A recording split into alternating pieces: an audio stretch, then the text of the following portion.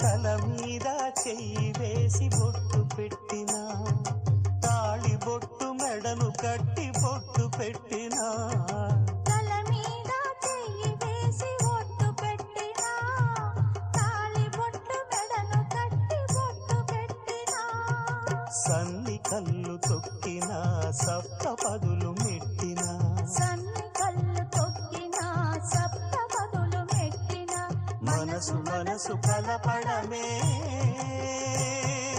మంత్రం పరమార్థం.